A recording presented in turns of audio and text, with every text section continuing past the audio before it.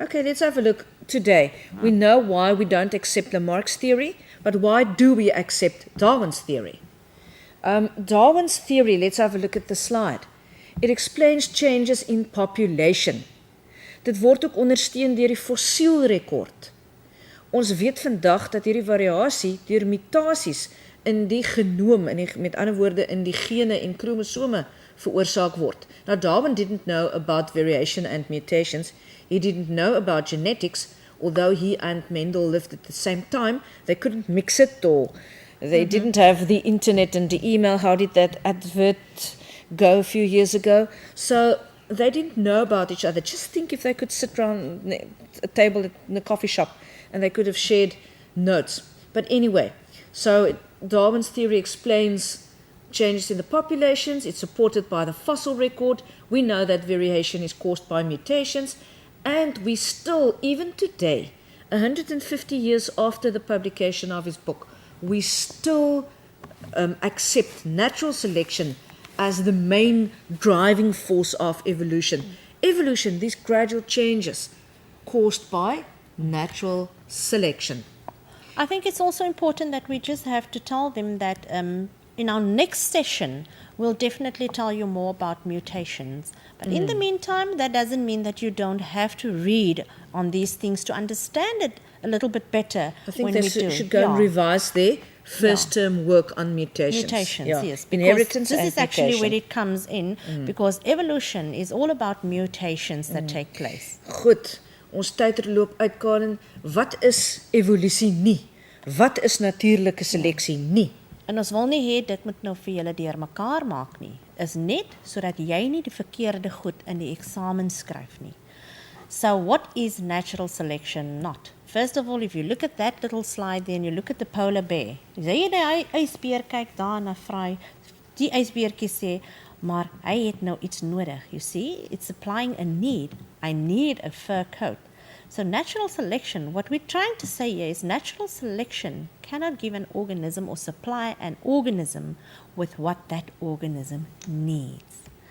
So there, for instance, that if you see that it does not aim to produce perfection either. So all these adaptation and changes that take place, it is not to make an organism a perfect organism. Because if we look around us, people have genes with genetic diseases and genetic disorders. So plants may not have the genes to survive a drought, for instance. They will die out. A predator may not be quite fast enough to catch prey, so they will go hungry. So it is not about organisms that are perfectly adapted. And then, of course, if it's not about an adaptation where that's internal drive to try to change. So we can't get the right genes by trying hard. So this little beaver, he wants to chew and he's so difficult with the teeth and he wishes he could get a chainsaw. It does not work like that. Natural selection does not give any organism what it needs or supplies it. Oh, sorry, there we have it. So there you see the wishes for a chainsaw and there he gets it. It's not what it does not grant any organism what it needs. It's a natural process that takes place by chance. The reason why we say this is you cannot in a paper say that an organism needs to adapt to certain conditions or that the environment changed and now the organism has to adapt. We know that environmental changes are responsible for evolution and that natural selection is the driving force. But people, when we talk about coincidence, is exactly what we mean. By chance, there is a mutation. Remember, 99% of mutations, remember from first term, are lethal, deadly. Yes. But just every now and then, there is a change that is beneficial, that is better. And if that better characteristic or trait can be transferred to the next generation, yes, then you have change. And if it means that a beaver will develop a chainsaw, which I very much doubt, so be it. Right, and this is important. Natural selection is a process. It's the result of variation.